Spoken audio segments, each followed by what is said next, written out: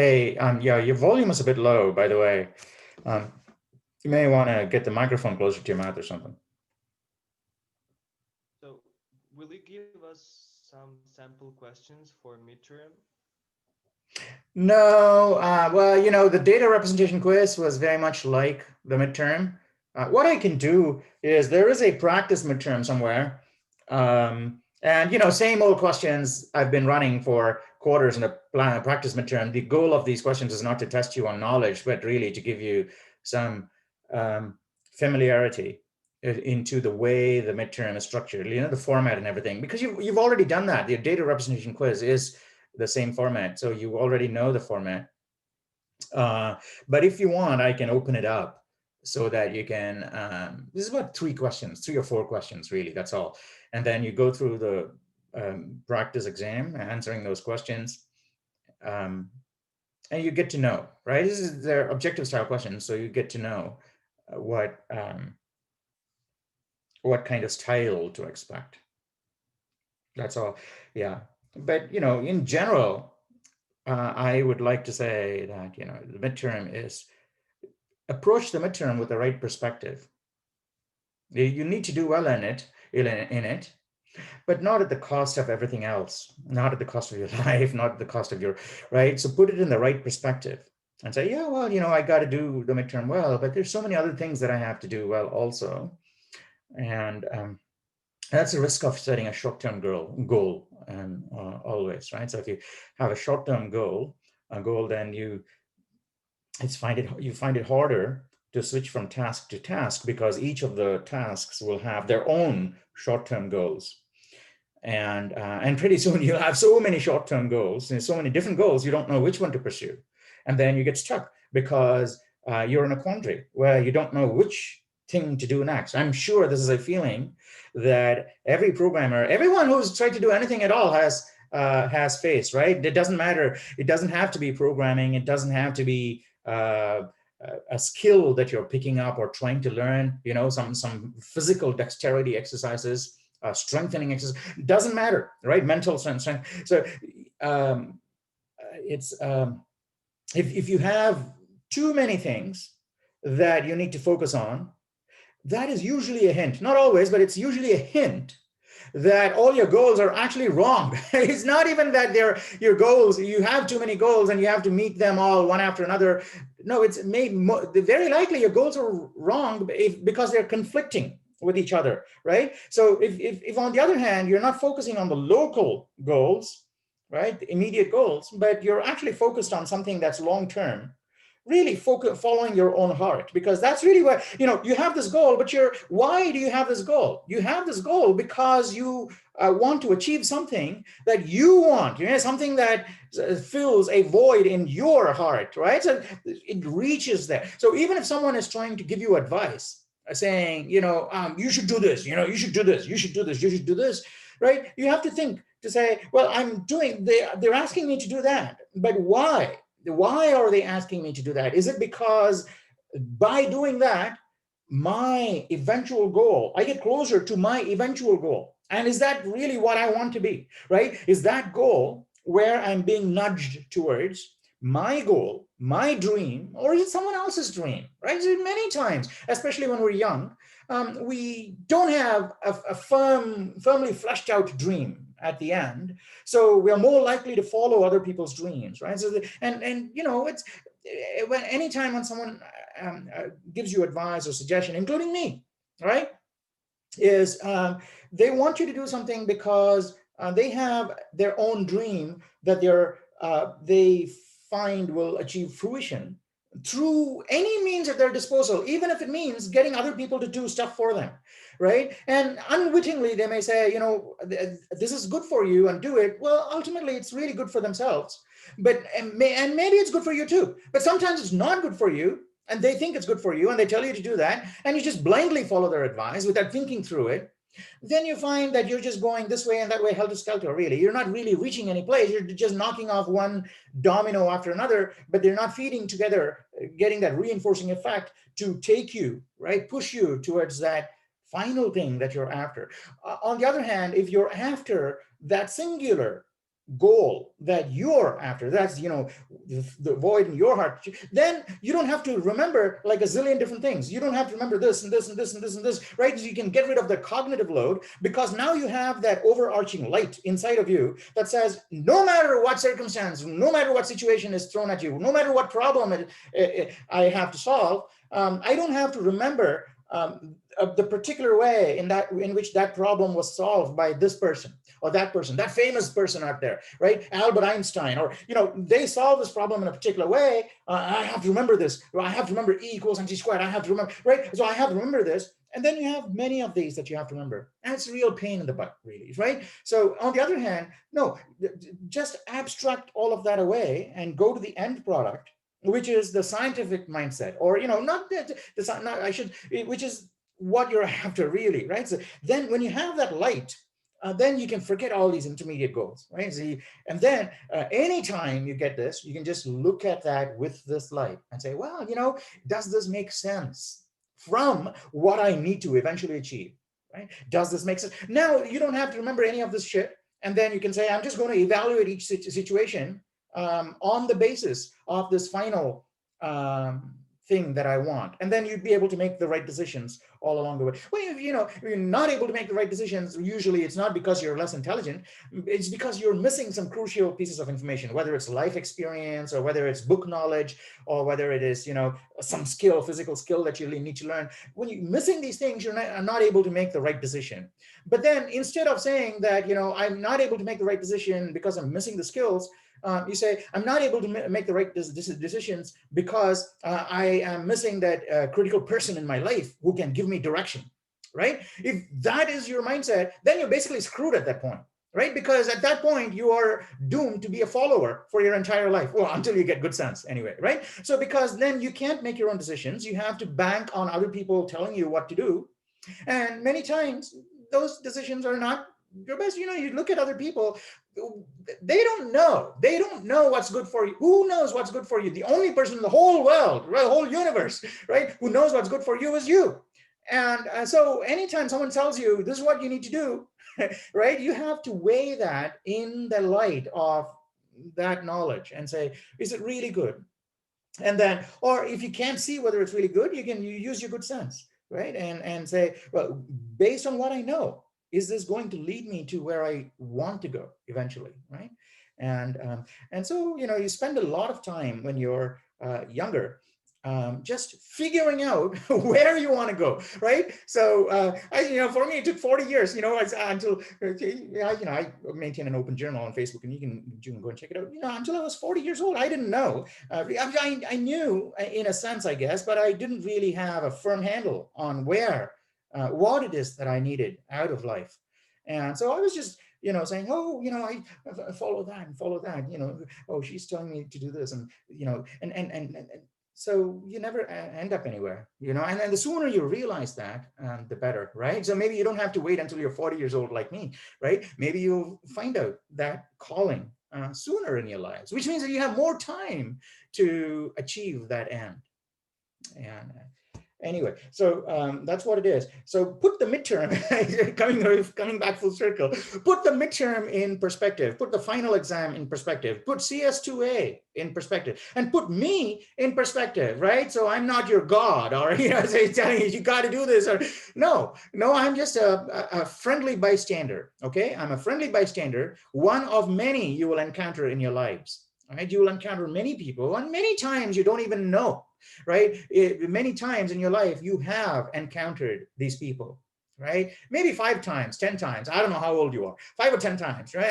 For me, I don't know, maybe 5, 10, 20 times, right? So, but many times you don't even recognize them, right? So you don't recognize them, you don't recognize the suggestions they are giving you. And then you say, I'm going to do it my way. But then after what you're after, you say, oh my gosh, these people who I basically,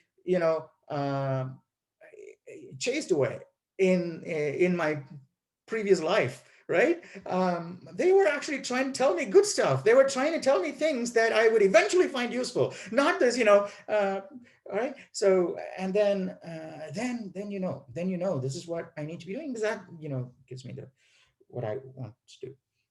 Anyway, where is it? Oh, yeah, okay. So we have a decent number of students now, and then we can start, and then we'll take it from there.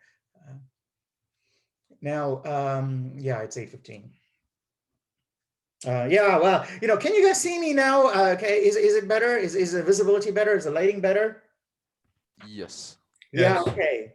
So I realized that, I just moved, instead of futzing around in the living room where the light is poor. And also, it's when we're doing a class and, Peter comes by and he gets scared because I'm talking and all, and there's noise, and then he runs away. So I just decided to move the iMac into my workshop, my home workshop. So this is my workshop, right? So this is my little workshop here, lab, where I do a bunch of my experiments. And finally, I found, I can actually now use the iMac also to do my classes as well as for the other things, which is really what I, had in mind originally.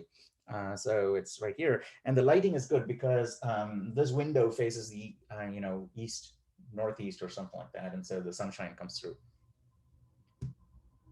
All right. Um, Okay, all right. So, like I said, we don't have a plan.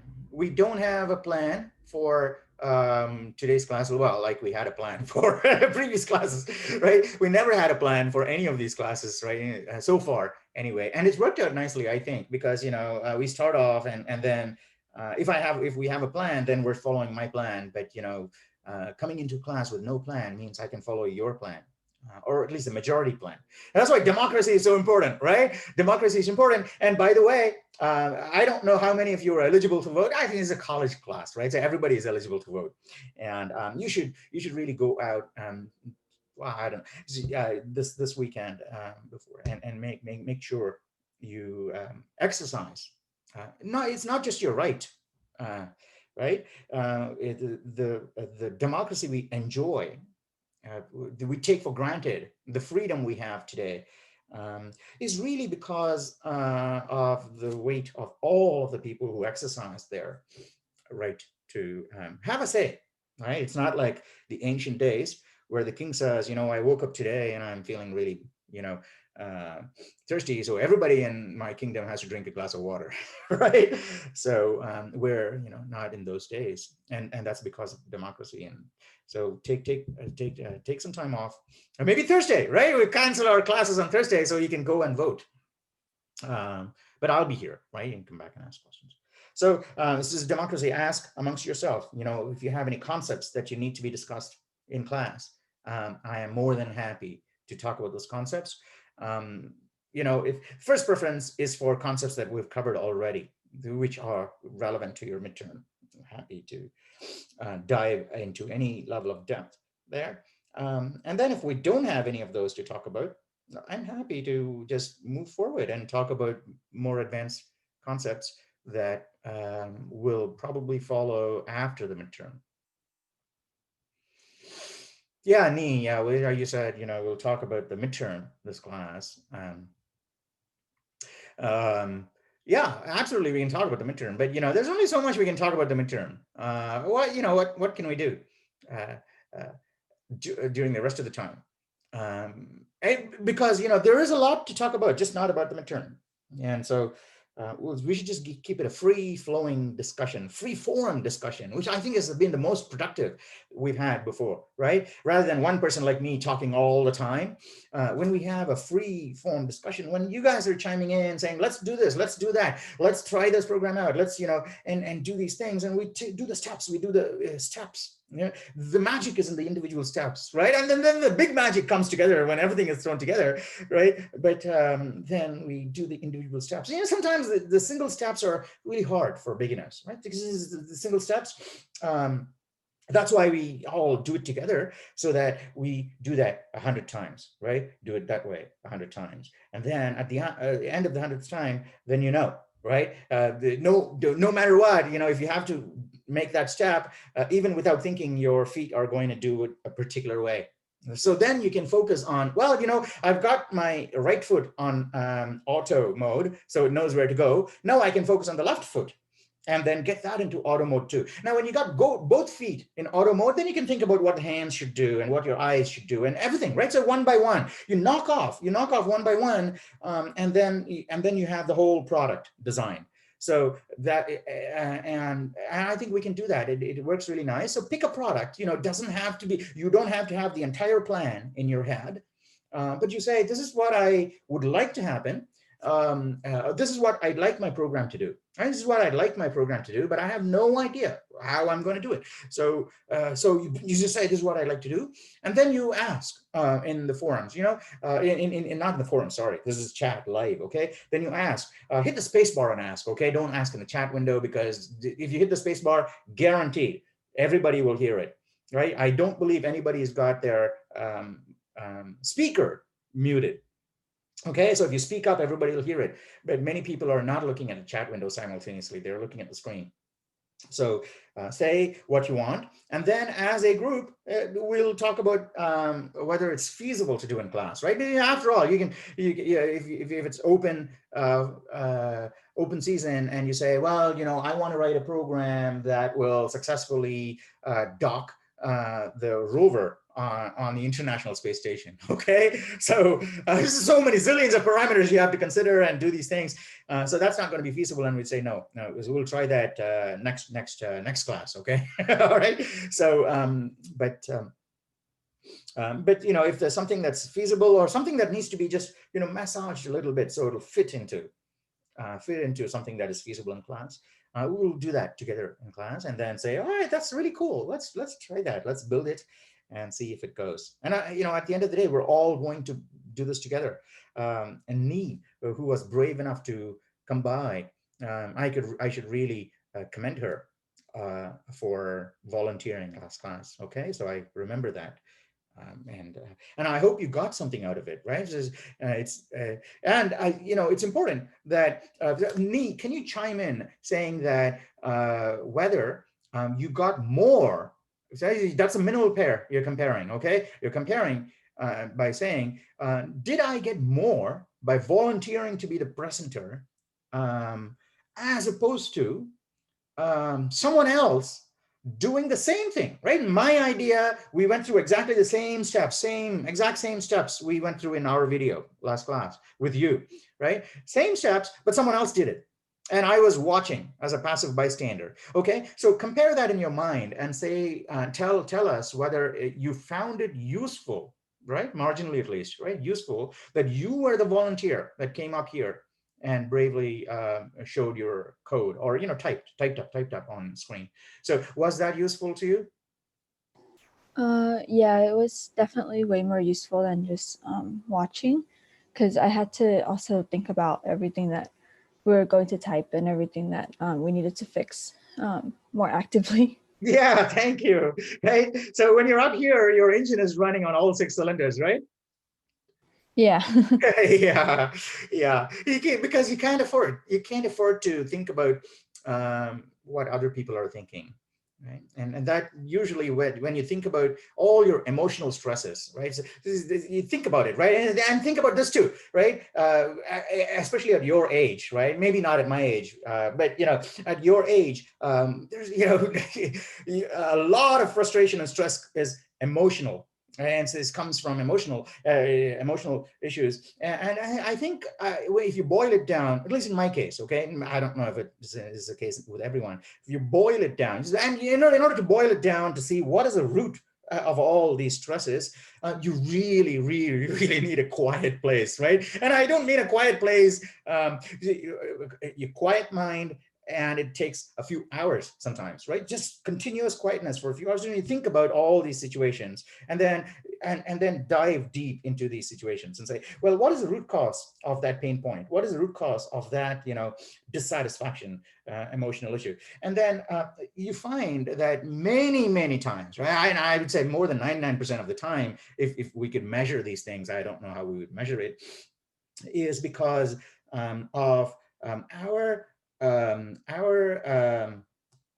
notions or our thoughts about what other people are thinking about us, right? So if I do this, what are they going to think? If I do this, what? And then you say, well, oh my gosh, when you realize that, you get this incredible feeling of liberation and freedom, right?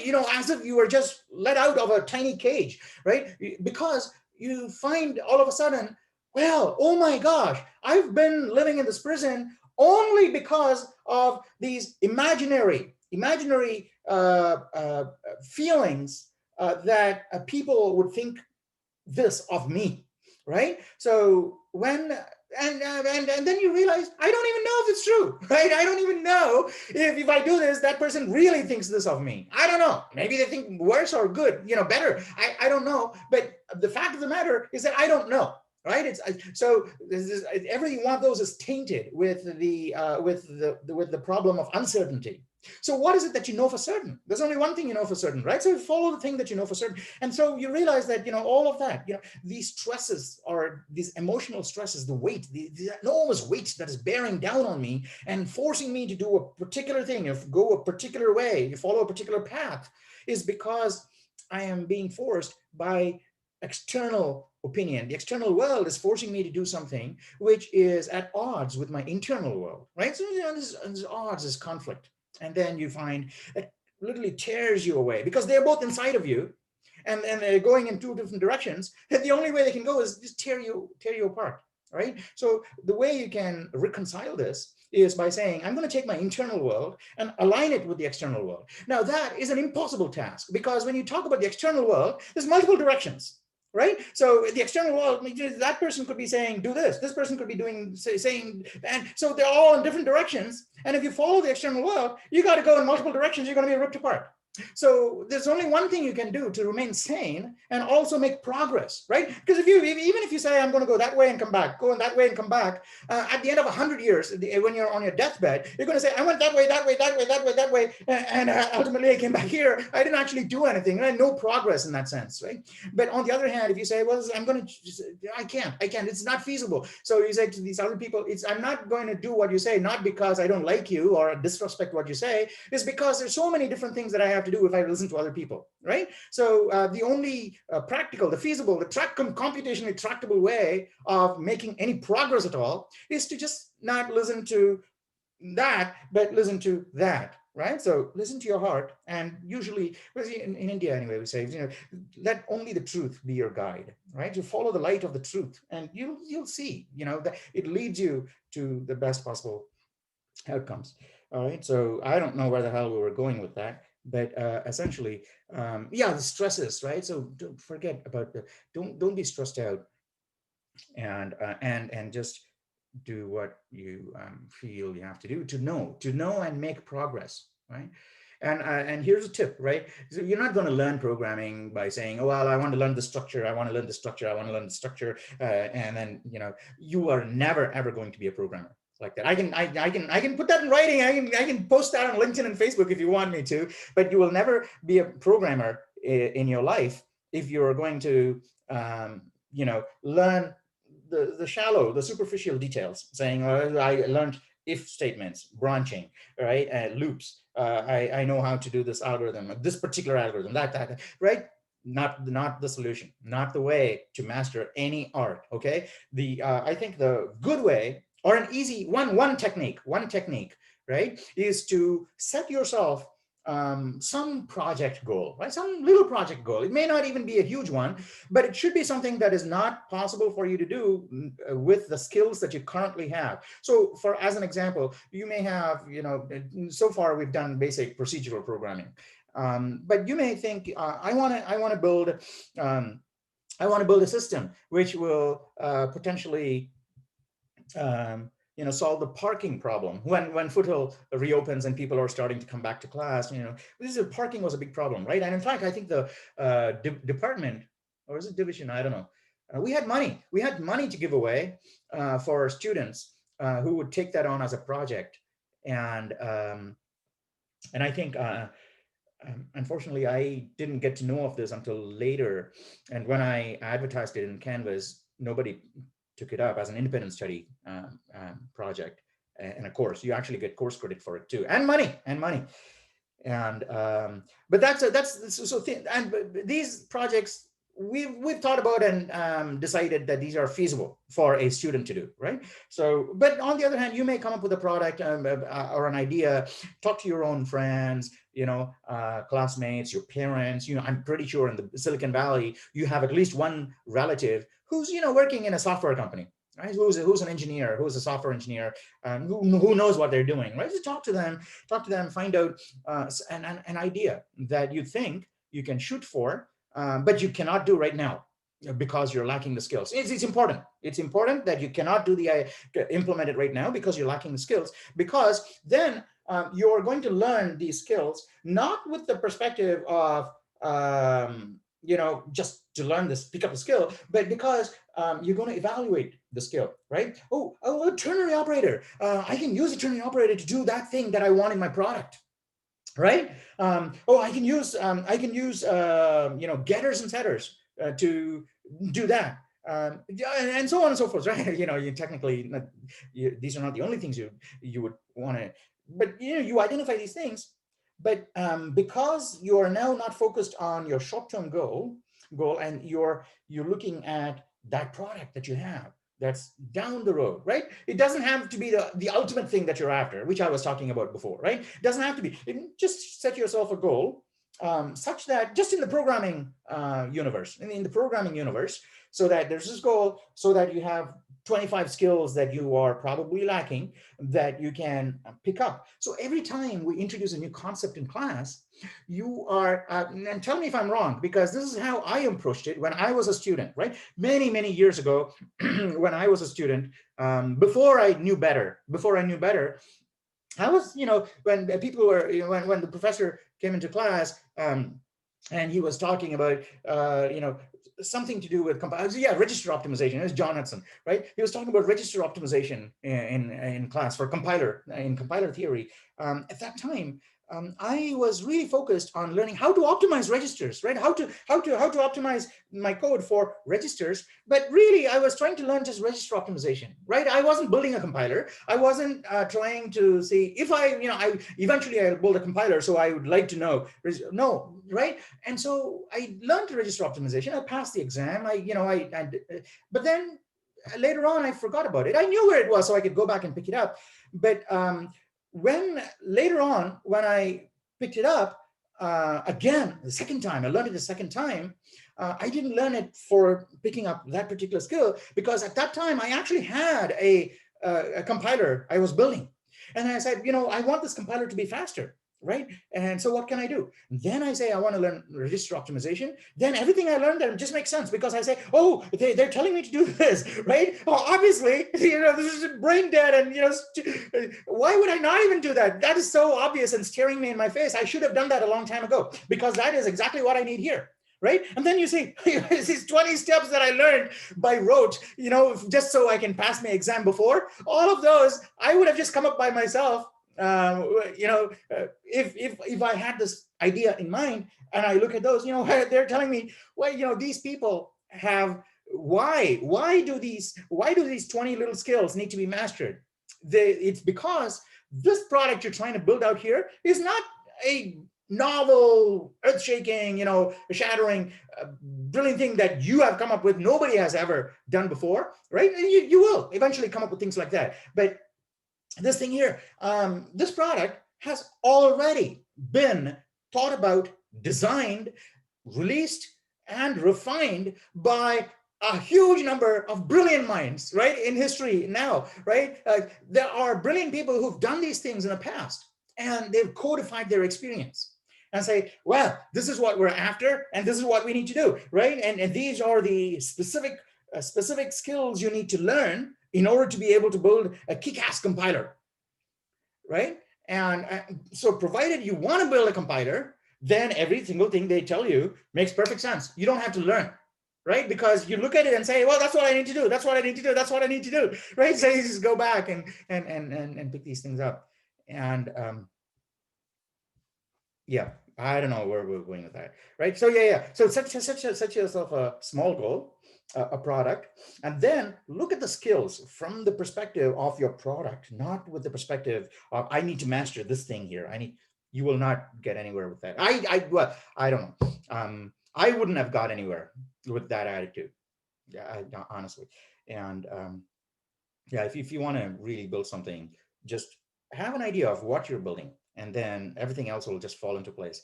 Data representation is not included in the midterm. Yes, thank you, Nee. Doesn't mean that you should be blissfully unaware of it. The whole idea with that is for you to learn about or know about the underlying data representation concepts. Because as you know, was it in one of the quests, or was it during the last class when something was being built?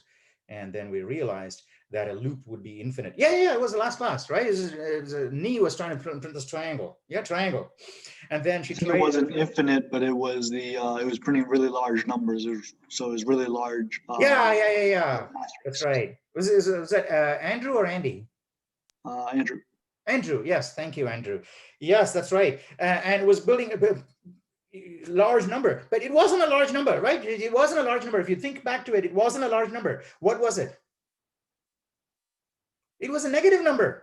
Do you remember that? Last class. That's right. Yeah. It was a negative number. Yeah, we put a negative number, and then it just went, bunkers. It just went into an infinite loop. Not an infinite loop, because it treated the negative number as a very large number.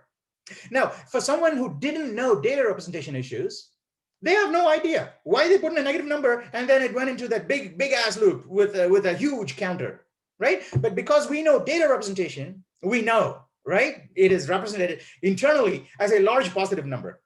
Okay, so now the thing is, now we know the reason for that. We know why that happened, right? But if you didn't know that, imagine how much time, at least 10 minutes. I bet it would have been at least 10 minutes when you might have debugged that code, saying, oh my gosh, something is wrong. Everything looks right. The logic looks perfectly right. But it's going haywire when I give it a negative number. Why is that? So you have to step through it in the debugger and find out.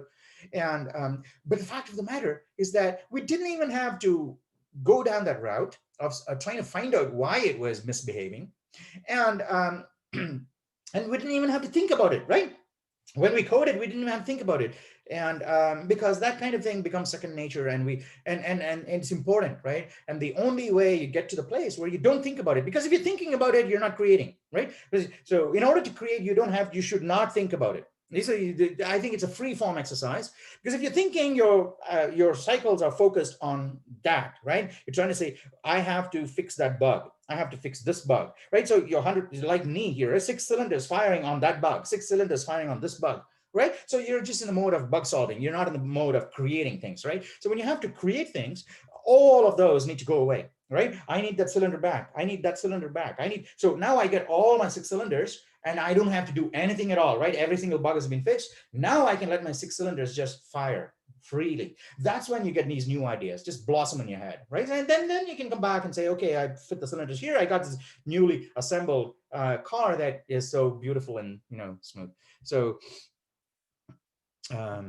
yeah, so that's why data representation issues are important. Now, having said that, I don't believe there is a single question in the midterm which directly tests you on data representation issues, right? So there is no way you're going to get asked, convert this to Two's complement. Let me turn this way because the light is coming in from here. I think, yeah. All right, I think maybe that's better. Actually, it wasn't too bad even before. Yeah. One other question on midterm, I guess, logistics. I know you said it's because we went through the data representation quiz, we understand the format of it. I was just looking at the details where the data representation quiz was 10 hours. Our midterm is only 1 hour, correct? No, the midterm also is, I think the midterm is 18 hours. When you say 10 hours, I think you don't mean the actual time. But it's open. The time limit. Yeah. The time limit is not 10 hours. Is it 10 hours? Was it 10 hours? It was 10 hours for the data representation quiz, I believe. Wow. I believe it's at 600 minutes. But at least currently in Canvas, the quiz, the midterm is listed as 60 minutes for the time limit. So I think either 60 minutes or 90 minutes, but I was hoping to get some clarification on that. It's 60 minutes. Let me make sure. Data representation. How much time? Oh my gosh, you're right. It's a 600 minutes, not 60 minutes. So you guys got a freebie on the data representation quiz. It was supposed to be 60 minutes. And I think the midterm is also 60 minutes, right? So the time it's open for is from September 21st to, oh, wow. Yeah. So the data representation quiz were the parameters for the quiz were completely off. So the midterm, it will remain open the whole day from 6 a.m. on Thursday until midnight. Yeah, but once you start the midterm, I don't know, you see 1 hour? Give me 1 sec, I'm looking at it right now. Midterm. Yeah, it looks like once we start it, we'll be on a 1 hour timer, a 60-minute timer. Right, yes. When does it open? It opens at 12 a.m. You got 24 hours. Yeah, 24-hour window. Oh, actually it's 48, isn't it? No, it's 24. Yeah, you got the whole of the 27th. That's the Thursday. To start it, but once you start, you only have 1 hour. So just pick a time and do the test during an uninterrupted portion of your day. Yeah. All right. Yeah. Sorry. Thank you. You were saying something, Andrew? Oh no, just getting clarification on that. Just in case anyone was thinking that it was going to mirror the data representation quiz directly, and if anyone thought they were going to have 10 hours, now they know that it's only 1 hour. Yeah. Thank you. I'll go ahead. I'll go ahead and fix the data representation quiz settings also, just so that people who look at it won't be confused. So make sure that you only have 1 hour, and okay. It's more than enough really to do it in 1 hour. So 1 hour is plenty of time. Right, the midterm is 1 hour, and I think the final is 2 hours. And I think they're both quite easy exams, really. That's why they're not weighted at more than 25%, right? So it's only 25% of your overall grade because they're rather easy. Because you don't get to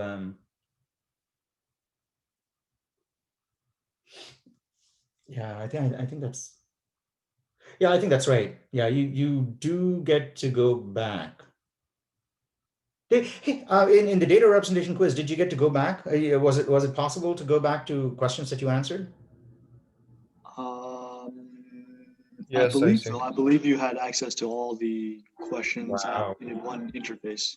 Yeah, so it was definitely a mistake on my part to put it at 10 hours for the data representation quiz, 10 hours, and let you go back and correct previous answers. So I would be very surprised, really, if anyone didn't ace the data representation quiz. Right? The only reason for not acing the data representation quiz is if you didn't care. Because you could answer all the questions and then you can go back and look at the reference materials, ask people, and then go back and fix your answers. So you should have got 100% on data representation. But the midterm is Professor, we couldn't go back and fix our answer. It was just showing us our answer in the correct. Oh, is great. Okay, that's okay then. That's good. Was it knee? Yeah. Yeah. All right. Yeah. Okay. Good. Then that's okay. Midterm, I don't know what I said. I don't know what the last word was, Chan. 60 minutes. 60 minutes for the midterm. And then take your time during that 60 minutes, right? So you have to pace yourself. Because like Nee said, you can't go and change your answers. You can look at your answers or your past answers, but you can't change your answers. So take your time. I'm pretty sure that Canvas had a feature where you can answer a question and move forward, but then you can mark it as needs review, or I'm going to come back to it and fix it, or something like that. There must be an option somewhere, right? Because many times there would be questions that you have to, you don't know the answer for, and or you know the answer for towards the end of the class. Yeah, not all multi-choice, okay? Some will be fill in the blanks, some will be true or false, and some will be run the product, run this program in your head, and find the answer and select one or more of the statements that would be true. Right? So it's not just one. Sometimes you may have more than one answer that is true. You got to check all of them.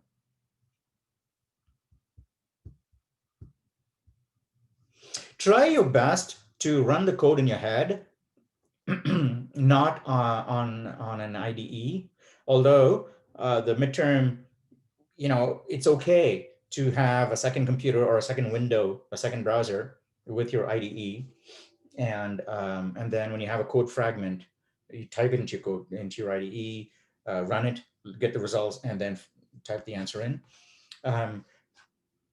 Yeah, I would say keep that as your second preference.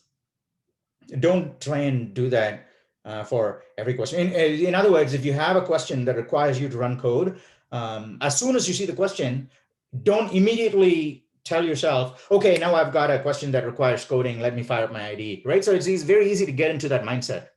The mindset where you see some code and you say, okay, this question requires an IDE, I'm going to type it in, get the answer and put it in here. That way you won't end up learning much.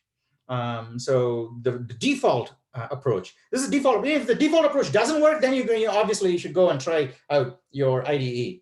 Okay, so but that should not be your default approach. You tell yourself 100 times. It's not easy to get into that mode, but you have to get into that mode and say, well, it's there. It's got my back. Your IDE has my back. The compiler has my back. So that if I don't manage to figure it out in my head, then I can always go to the compiler and figure it out. So that way, you will end up figuring it out in your head.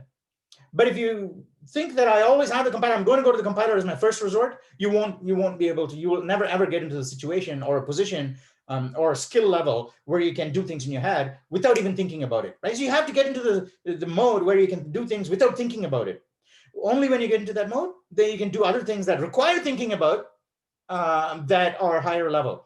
So that's really what it is. This entire CS2A, CS2B, CS2C2, right? They're not ways for you to, they're not techniques, they're not concepts that you need to master. And I have to master that. No, these treat this 2A, 2B, and 2C, at least in my sections, treat them as your playgrounds, as your practice grounds, where you can come in and say, well, I'm going to try this out, and try this out. What works, what doesn't work, what works, what doesn't work. So you got 3 whole quarters where you can try this out in this environment, right? You may think, well, I can do this later on. I could go to college or I could start working, and then I could do it in my own time, try out and look at. No, I think that you won't get this opportunity where you have other people also trying to learn side by side right next to you, right? So you can, and the STEM Center, Lane, me, everybody is here trying to help you. You won't get this opportunity, right? I know, right? Even in, you can go to other colleges too. Yeah, I think we provide at Foothill one of the best learning environments, really, right? And so much, I don't know, you guys don't get an opportunity to listen to some of our departmental or division meetings or even college level meetings.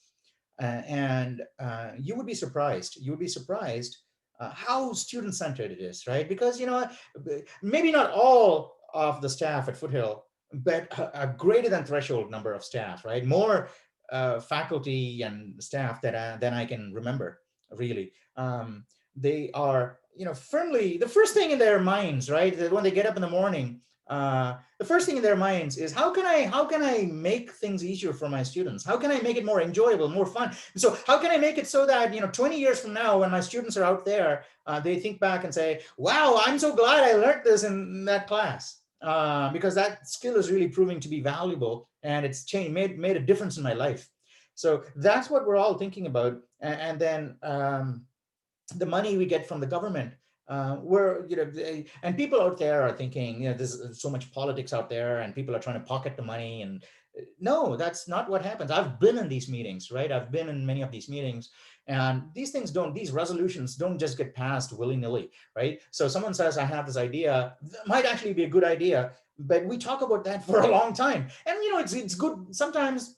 it's good that these things take a long time, because they propose the idea in a meeting, and then maybe there's 50 people in the meeting. Maybe not all 50 of them take that idea away to noodle in their own time at in their heads, but of the 50 people, maybe 10 of those people will say, hey, that was an interesting idea. If it works out, that's really cool. I can use that in my class, or I know students elsewhere that can benefit from it, and they go away and they think about it, and they think about it for 2 weeks or 3 weeks, and come back after 2 or 3 weeks and share their own ideas and their own takes on this idea, and everybody gives them a fair, open-minded hearing, right?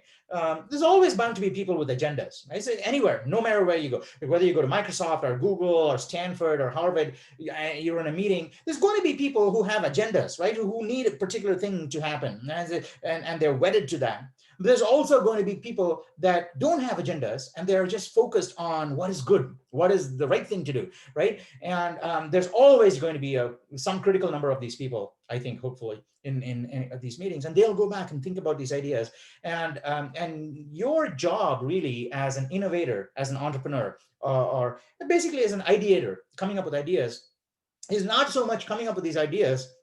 I think a large part of it is really identifying people in a meeting, right? Identifying people in a meeting who have agendas, right? And then your job as a CEO or a person who is driving towards a vision is to basically say, well, you know what, these people have agendas. I just gonna, kick them out of these meetings. Well, not kick them out in a way, but you got to say, well, you have some skills, but those are not what we're needing in this particular meeting, right? You say that in a nice, tactful way, obviously, but you only want people in your meetings who are focused on the vision, the truth, right? So all right, you guys, now we're all together shaping this product, right? It's not my product that you're helping me shape, right? Obviously, because you're here and you don't have an agenda, you're also interested in the same product, right? So let's all work together and get that product. And then you'll find that your, effort required to reach fruition basically just exponentially exploded, right? Because it's not one person and one idea anymore.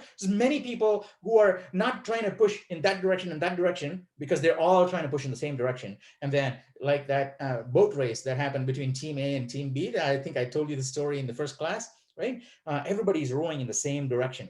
And then the boat really basically skims through the water and reaches the finish mark sooner. Yeah. So, and again, I have no idea how we got started talking about that.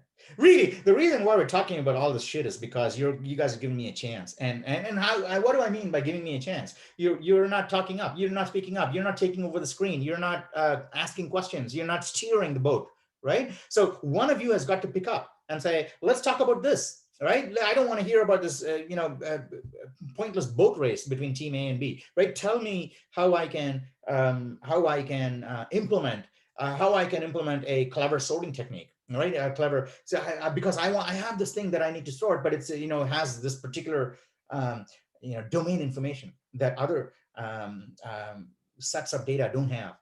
Right? So how can I exploit that domain information to make my algorithm faster? Yeah. And so then you kind of start thinking about interesting things, right? So you guys have to drive the meeting. And by the way, I don't know if anybody had a chance or even the time to go and take a crack at that new quest that I created. Thanks to Arian, I think.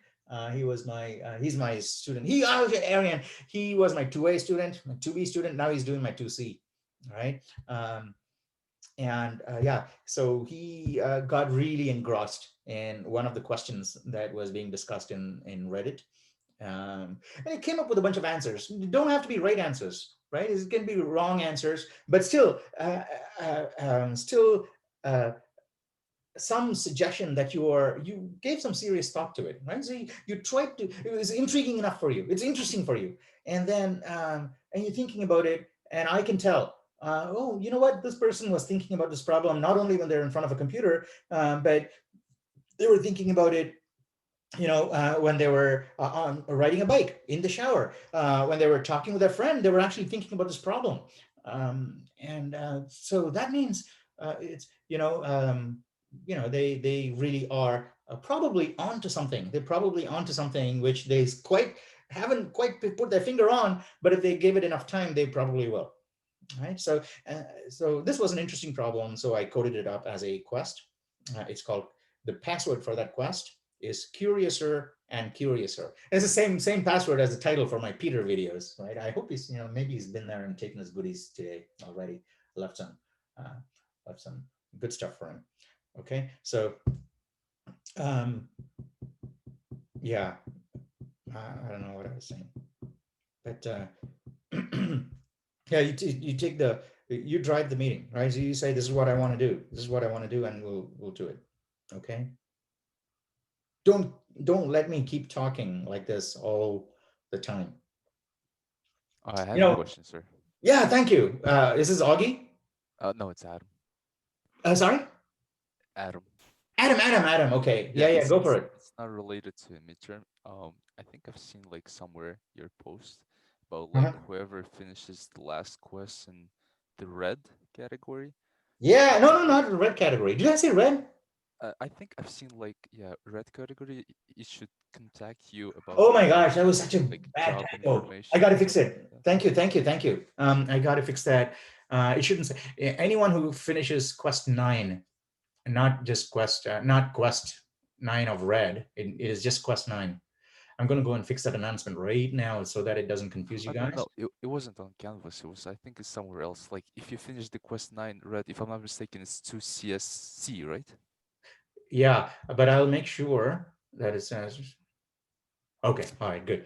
At least the announcement is not incorrect. The announcement says, if you look at the announcement, it says, if you don't even have to complete quest 9, get up to the password in quest 9, right? If you complete quest 9, if you work on quest 9, at some point, you will see a message saying, congratulations, here's your password for the first quest of CS2B, right? Which means you don't have to wait until the winter quarter to start working on these quests. You can start working on them right away, right? If you get the password for it. So if you get the password for the first green quest, that means then all your quests in blue have been unfrozen at that point.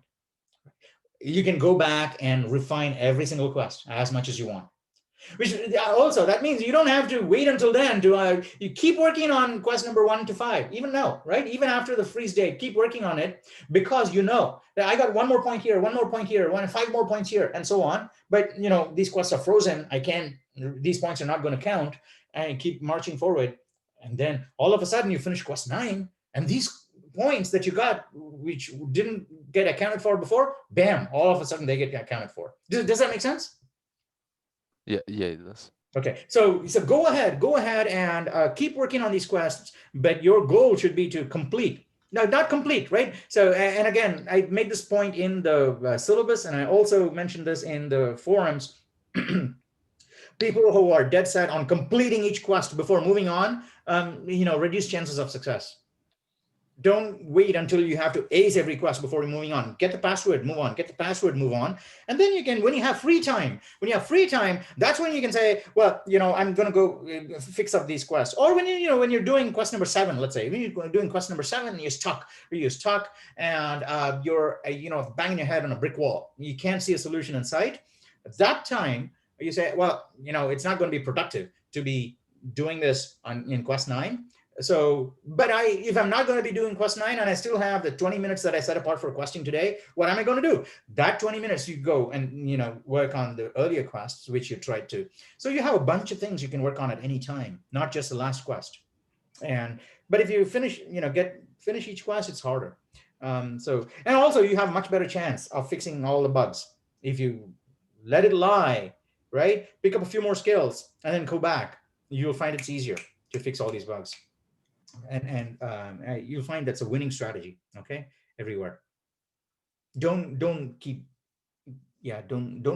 wear yourself down. People get burnt out. You see, especially in high school, I'm sure you've all gone, you've been through high school, since you were in a college level course. So I know, because my own kids, right? So when they were very susceptible to peer pressure, and they burn themselves out, right? They burn themselves out saying, oh, I got to do this because, all my other classmates are doing this, or they're going to Stanford, they're going to Harvard, they're going to do this, and I got to do this somehow. And And there, I don't know, many of these people who go down that path essentially just get burned out, and then they lose their passion. What burning out doesn't mean you go and kill yourself, right? Unfortunately, it happens in some cases too, right? Some people just burn out, and they don't. When you burn yourself out and you don't have, when you burn yourself out before you find the fire inside of you, right? So there is a fire inside of you. There is this thing, this burning and this inner thirst. Once you find it, it's okay to get burnt out elsewhere, right? It's okay to get burnt out everywhere. Doesn't matter. No, okay, because you'll still be around, right? You'll still be around because that fire keeps you going, right? But if you've lost that fire, that is that spark that is needed for igniting the petrol or diesel vapor, right? If you've lost that, then all the outside fires, the external fires die out, then you're in the dark. You don't have anything. You're going to die, right? So that's when people will take their own lives and say, well, I don't have anything to live for. And everything that I used to live for, gone. Because really, those were not my dreams. Those were other people's dreams, and they've all gone, right? Or they've not gone, they've changed their dreams, right? So they tell you to do things, and you're doing that, and all of a sudden they said, hey, you know what? That's not what I was after. I should be doing this, right? Something else. They've gone. And who do they, what? They don't care a shit about that, because they are following their own heart. Because they're following their own heart, they're free to change direction anytime. But if you follow their heart, they change directions, and you say, oh my gosh, I was following and they just took off, and I don't want to go there, right? And then follow that person, that's going that way. I don't have anywhere to go, right? And they head for the train tracks. And that is so unfortunate, right? Because things happen at your age that you just have to be aware of. And I think, you just have to be aware of. I don't know how else you can prepare for it, but you have to be aware of and know somewhere deep in your heart that, okay, well, maybe I don't see the solution for it right now, but the solution is there. You just have to believe it, right? You have to believe that the solution is there. Don't give up, and just be aware of these things, and then you get over it. And then I had brilliant students in the past, right? And I'm talking from bitter experience, sad experience, many times, really. I've had really, really brilliant students, right? And one student, really, I think his name was Kirill, and Kirill Shalov. And he was brilliant. He brought so much life and energy into my CS2A classes, right? He used to sit in the back row in the first few classes, and then he came and sat in the front row. And he used to have so many insightful ideas. And you guys brought up Replete and said, code using Replete. And he was so passionate. He was so passionate about another online compiling environment. I don't know, maybe he just created it himself, because I hadn't known about that before. He was so passionate, and he was trying to advocate for all the students. This was in the early days when CPP.sh and all these were picking up, and he had this thing that he built, or he was passionate about, and he wanted everybody to use it. So the class together would have a much better coding experience and a joint coding experience. And I thought, this guy is really going places. He's going to change the lives of so many other people in this world for the better. And until a few years after that, when I came to know that he took his own life. And that really, that really spoiled my day, the whole day, when I came to know that at that time, right? So you got to be careful. You got to be careful not to let anything from the outside deter you or dampen your spirits. Put out the fire, right? This is outside. Everybody who wants their own fires to burn brighter than yours, they're going to come with a gallon of water and pour it on yours. Don't let that happen. I'm not saying that not in a malicious way, but they might be doing that unknowingly, right? Maybe they think it's better for you.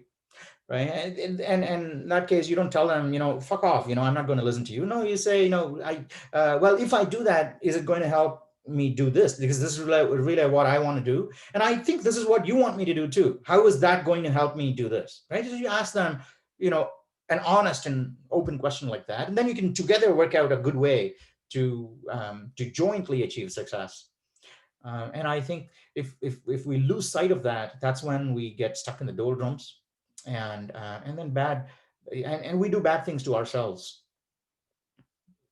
and end up not benefiting you and not benefiting other people too, right? So because both of these are great experiences to have. Benefiting yourself is a great experience to have, and benefiting other people, not for the sake of benefiting them so that they'll come back and help me. No, no, no, right? So I think I'm not a religious person, but I think there is something in the Bible that says, it says Jesus said that or something, right? Don't let your one hand know what the other hand is doing or something like that, right? That is the true meaning of that. Say, not, it means that when you do something good to another person, you're not doing that with the idea that they'll come back, that this is going to come back to you. This good is going to come back to you. This good karma is going to come back and manifest in a positive way in my own life. No, that is not the right karma, right? Or that is not the right approach, right? So when you do something good to someone, you say, wow, that felt so good, right? And you've forgotten that. You've forgotten that it was your right hand that helped your left hand with that person, right? So you've forgotten that completely. That kind of pleasure is the real pleasure. And you have to experience all of those in life, right? And I think you'll find that this is a good strategy. Right, we're just talking and talking. It's almost an hour after class. Nobody has taken up the screen. Nobody has come up with an idea. So, and don't wait for me to give you a gap so that you can butt in and say, can I do that? You won't get it, right? Because if I have a chance, I'll just keep talking for 2 hours, 10 hours, right? I can just keep sitting here and talking on and on all day. So the reason I'm talking is just to prevent awkward silences in class. Because if there's an awkward silence, people might think there's nobody here and I'm going to take off, right? So I'm talking only to provide some background noise, which means that at any time, you guys should just feel free to just butt in here and say, I want to take over the microphone. I want to take over the screen. I have this idea that everybody should talk about, I want to do this. So take over and do something, right? And I think that would be a far better experience for all of us. Yeah, go for it. So, Augie. Is it Augie? What? Oh, Daniel. Is it Daniel? Yes. Yeah, okay. I kind of wanted to try implementing the BrainF programming language. Which one? There's a programming language called BrainF with the rest of that word filled in. I don't tend to swear, or so I'm not going to finish it. But it's like an 8-character language. It's a language with like 8 symbols, and it has like this tape where it goes and you can increment parts of the tape, you can decrement parts of the tape. Right. The ASCII value. Yeah, I understand. So what you want to do is basically a byte-based Turing machine. Yeah. Let's leave that alone for now. It's a great idea, Daniel. Yeah, I think it's a great idea. I'd like to leave that alone for now because I think it will have certain concepts that are likely. Looking at it, all this one, all it is really is a loop, a conditional statement in an array. Okay, so you want to, all right, so Daniel wants to build an assembler. This is, it's basically, this is a CPU. So Daniel says, let's build a CPU, a software CPU, not a hardware CPU, right? Which is simply going to look at instructions that are presented to it in a sequence of bytes, right? So for example, you may have a bit pattern that says a bit pattern 0, 0, 0, 0, all zeros, 8 zeros, right? That says don't do anything, just lay back. Another bit pattern 0, 0, 0, 0, 0, 0, 0, 1 that says add 2 numbers together, which you may find in location A and B, and take the result and put it in location C. Right? So you have 256 possible bit patterns. So you can have 256 possible instructions that Daniel's software CPU will follow. Have I got the right idea, Daniel? Is this what you want to do? There's this. I mean, the language only uses 8 different instructions, and they don't take parameters. Oh, 8 instructions. Mainly manipulating. Okay. So he says 8 instructions. So he's talking about not a bit, a byte. It's 3 bits, right? 3 bits for the instruction. So how many different bit patterns can 3 bits have? eight instructions, right? So you have all Link to zeros. the Wikipedia article on Yeah, the language. I see. So the language is called brainfuck. Yes, that's I see. yeah. Well, I don't know. We can do that, but I'm trying to explain what you have in mind, and you can correct me if I'm wrong. So what Daniel is saying is he wants to build a machine, software machine that will respond in 8 different ways, depending on what it's being told to do, right? And Yeah. each of these ways is going to be a 3-bit pattern, right? 000. If you send it 000, it's going to do something. If you send it 001, it's going to do something, and so on up to 111. So you have 8 patterns, and you have a an array of these 3-bit patterns, and the machine is the loop, the software machine is basically going to step through this array, one 3-bit pattern at a time, executing for each bit pattern what it tells the machine to do, right? One by one. And you can have an infinite sequence of bit patterns like that. That is, if you do that, it is essentially the same as what is called a Turing machine. A Turing machine is not a practical machine. It's not a real machine. But hypothetically, in your mind, you can think of this machine essentially processing a sequence of an infinite sequence of 3-bit patterns, right? A Turing machine is essentially that. Is basically abstracted it down even more and say, I don't need 3 bits. I only need 1 bit in each position to tell me what to do, right? Because I can say 1 bit, and I can say right? So bits and sequence could also mean things, right? So you can program all of that into the logic gets more complex, but essentially it is the same thing. That is called a Turing machine. I don't know if we'll go into the details of that, but that is what Daniel wants to do. If more than 4 of you want to see that, we'll just say, let's do it, okay? But I want to say, hey, Daniel, I want at least 4 people to say yes.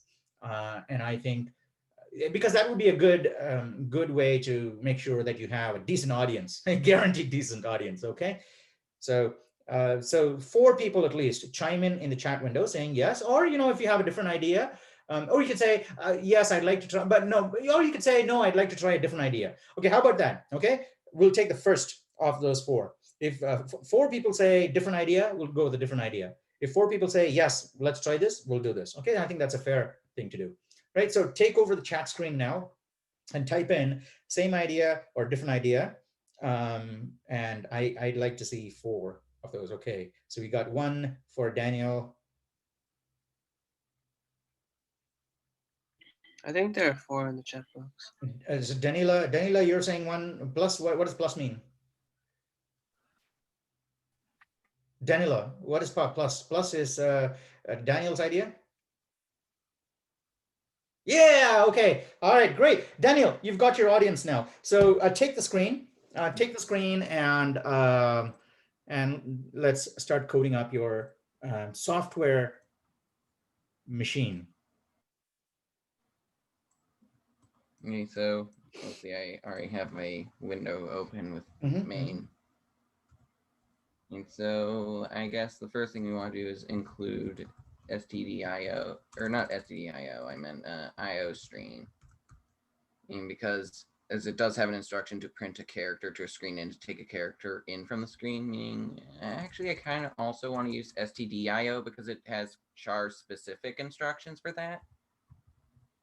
So I think that actually if we use stdio, it's better suited in this case because we're outputting single characters. Why is this error? stdio. Okay. So I guess we want to create a function to parse it, which takes in. Oh, I think that I'll also need to include std string because yeah. What do you want to parse, by the way? Sorry. Like well, I want to parse a list of instructions. Oh yeah, we should probably define our program, and since well, write a comment. Yeah, write a comment at the top of your program saying what it does, so that anyone who wants to understand it can read the comment first.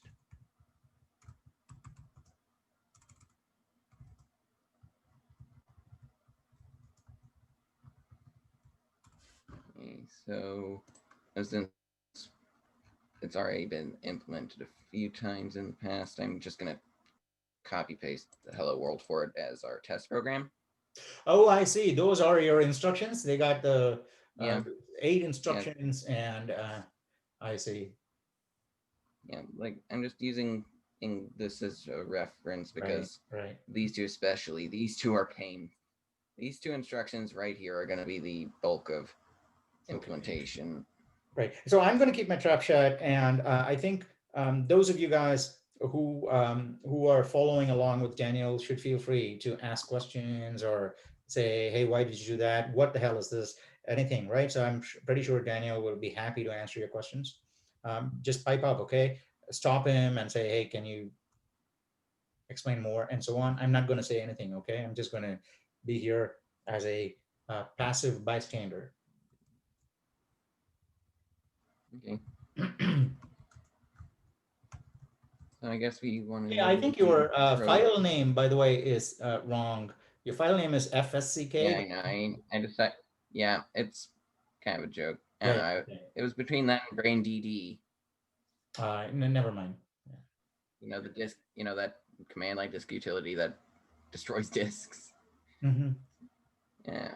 Anyway, I really suck at remembering what's copy paste. Okay, there. Yeah, I'll probably change that. I just didn't want to write a swear word on my hard drive. Yeah, no, this is fine. Just go ahead. Your program is what matters. Yeah. So this is the program. Does everybody understand what he's doing, right? That's important. Okay, can you always keep checking with your classmates, Daniel, every few lines? Can you please ask the open question? Okay. Yeah, saying, "Hey, is everybody okay? Are we on the same page? Are we on the same page?" Right? So we need to make sure. So are we on? So are we on the same page on this one?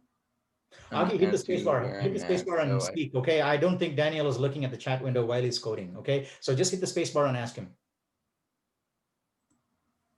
Augie.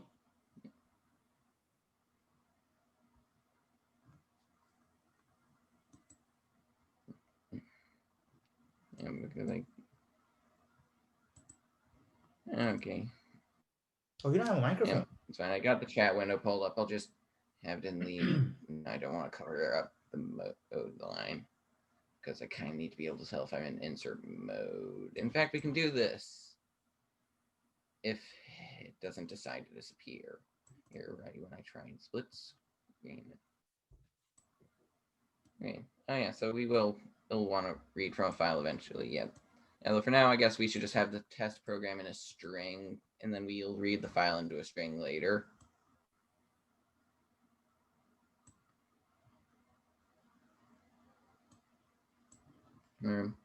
So are we all on the same page so far? All right, just have a set a few basic and a few imports to get it the function for printing characters into the string library, so I can not have to deal with C-style arrays. Okay, I'm just gonna now call parse with program. So it parses the program. And I guess we should start writing. So I'm just gonna I need to find a better configuration. Above the parse method, can you just insert a 2 or 3 line comment that says what it's supposed to do? Yeah. I actually found that with this indentation style, comments fit really well right there. Yeah, put the comment so that people know what parse does. Because I mean, parse is an overloaded word, right? So it could mean many things.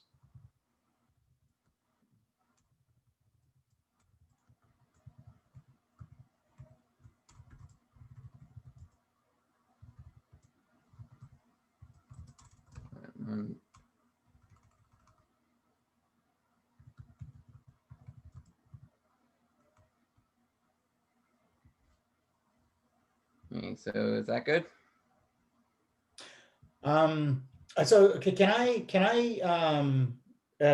write the comment for this program if you don't mind? So okay. Yeah, okay, all right. So you say this function takes a string of 1 byte instructions No, don't use std string and so on, right? Just say you're talking to a human here, right? 1 byte instructions and performs an action for each of them. Is that correct? Yeah. Okay. It's usually yeah, and they're just usually ASCII characters. Yeah, it's 1 byte, isn't it? Okay, that's the comment. Yeah. Okay, so are we all still on the same page? We have our program going into the parse function. Oh, great, the memory leaks are starting again. And we have a program, and we have just commented it up so far. So I guess the first thing we want to do is do a for loop over the entire program. So int I equal to 0, I is less than or equal to program dot length, and then I plus plus. Okay, so now we're looping over the program. Oh wait, we should probably create our tape, which contains all the values the program knows about, and our pointers so that we know where we are in the tape. So, I'm not quite sure I understand what you just said, but go ahead and we'll figure it out, I guess. So I remember ANF implementations use a tape length of 30. Can I make a suggestion? Yeah, don't call it tape because it is just a cognitive load for students. Just call it instructions because that's what they are, right?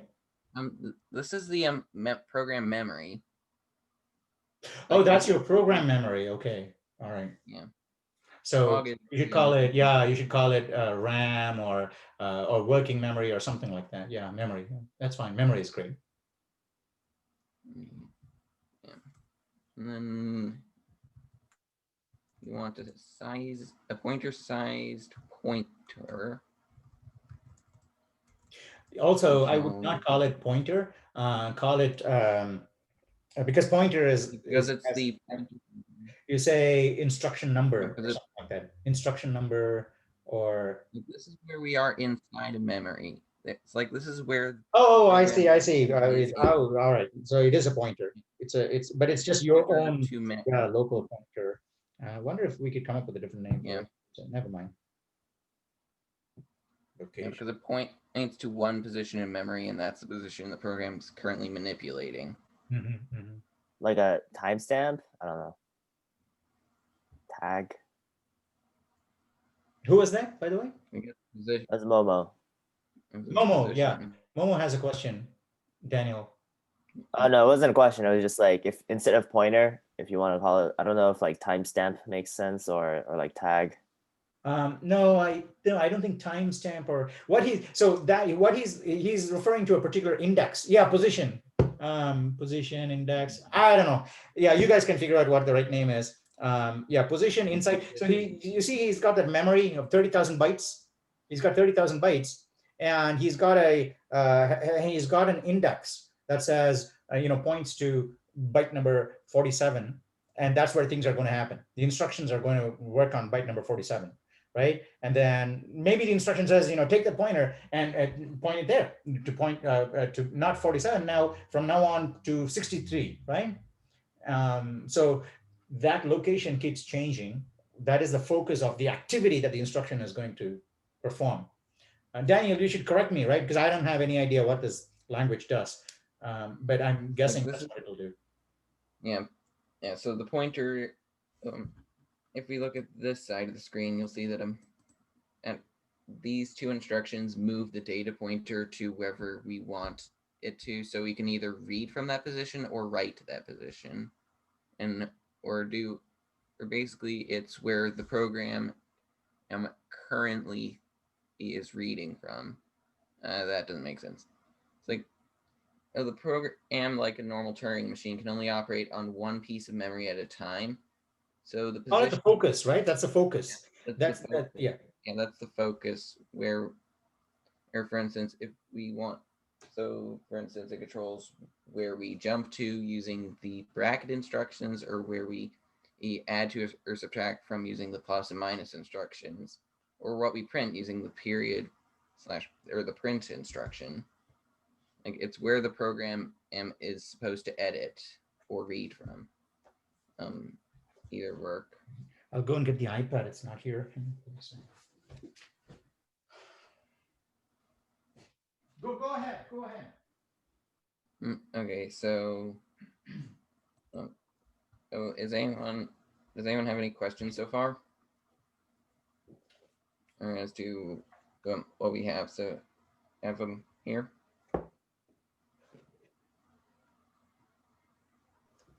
The different symbols like the pluses and the greater than signs are just shifting bits, right?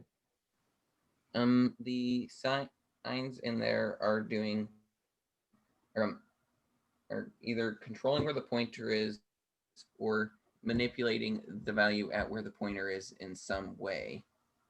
Okay. Thank you. Any other questions?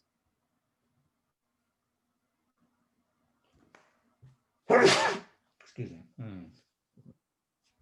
Bless you. Thank you. Okay. So I guess now we want to add this, and since we have 8 different instructions all reading from the same value, would it be okay if I just use a switch statement here? Or would just an if else chain be okay?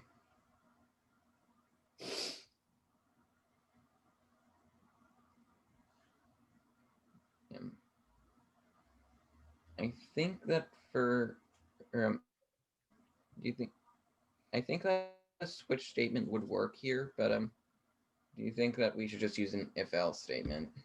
Actually use the switch because I don't think we did we cover switch statements in our branching section? No, we didn't. So we should do that. So switch. So we're gonna want to switch on our program at I, because as we're using I to determine where we are in the program. And so a switch statement in essence is a giant list of if one value is equal to this, then do, and it's basically a giant chained if statement, but if it's a bit hard to explain. Right, do this, and then after you do this, we'll just write in comments exactly the same thing using if statements, so that people can say, hey, switch, this is what switch is, right? Because we have a one-to-one map between an if block, if else block, and a switch block. They are exactly the same, so people can know, oh, there's 2 alternatives to do this branching. Mm-hmm. Yeah. So switch so what switch prog of I? Prog of I is the byte, the instruction that he's looking. It's the instruction we're currently reading from to do. So what we want to do is we want to let's just go in order of the Wikipedia article instruction set, since it'll be easiest to determine what order. So I guess the first thing we want to do is implement the right arrow instruction. So case right arrow. We increment position, since this moves us up in the tape, or not up, but right in the tape, because it's a right arrow.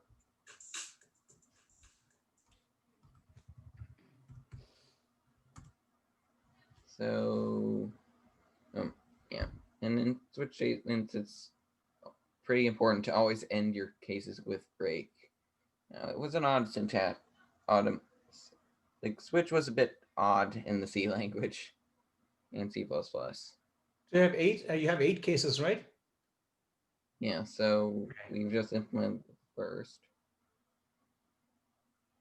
So I guess let's just wireframe it right now.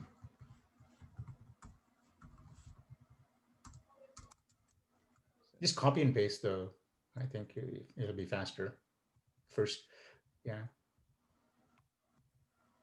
Now copy and paste the first one, so you also get the break.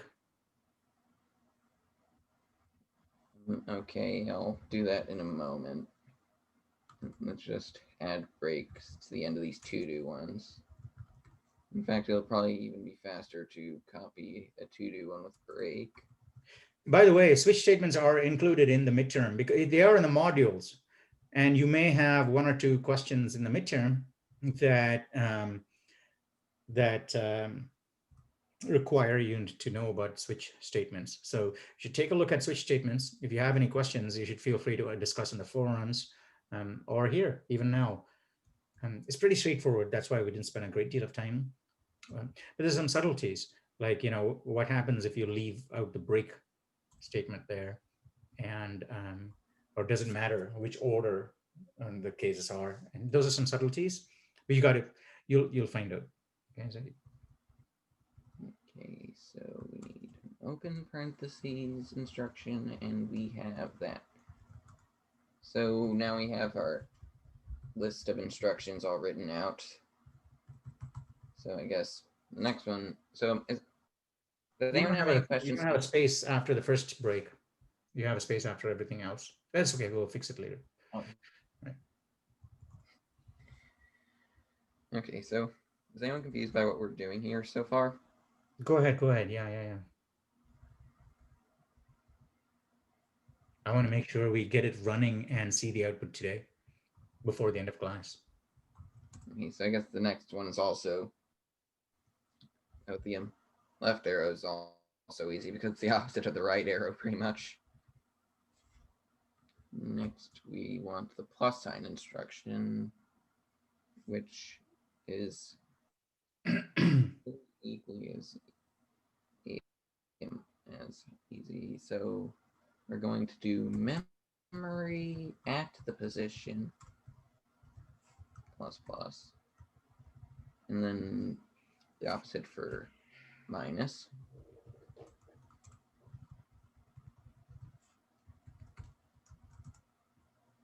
Okay, so I don't have any questions about that part because we have, incrementing and as we're just incrementing and decrementing parts of the array instead of where we are in the array. Next, we want to use period, and this is why I used stdio as opposed to iostream here.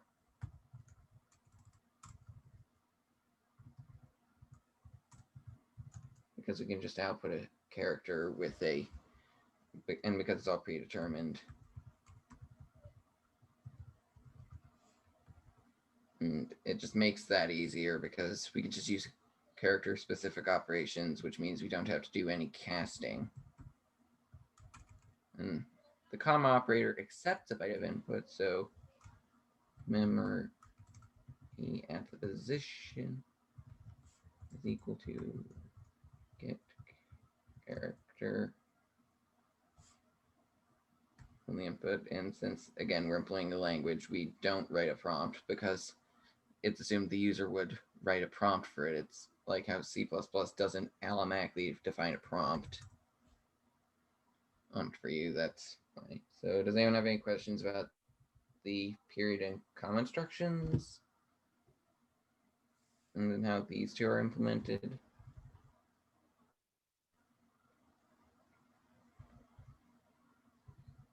Because all these two will do is just take a character and print into character. That looks right to me. Yeah, go ahead. Yeah, fill in the last two, and then it seems pretty much ready to give it a whirl after the last two, right?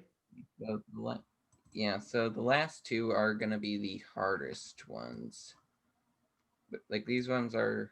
What do they do? Yeah, can you tell me what the last two do? The open square bracket. What is these two act as a form of since language has only 8 instructions. There's currently nothing that implements looping and nothing that implements conditions, which I assume are vital to making a Turing complete language.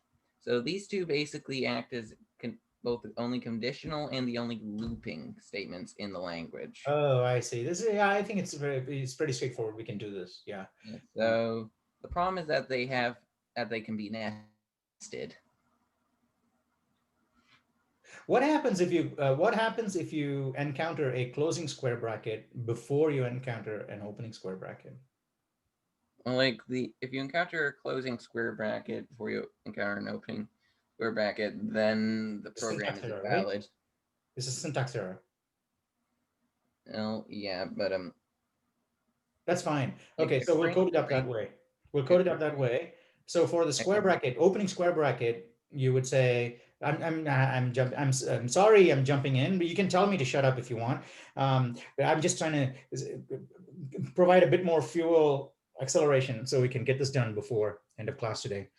All right, and Daniel, you got to correct me because I'm driving to where I think this program you're driving, right? So, all right, square bracket needs to eat everything. It's not a syntax error. It's not a syntax error because of the fact that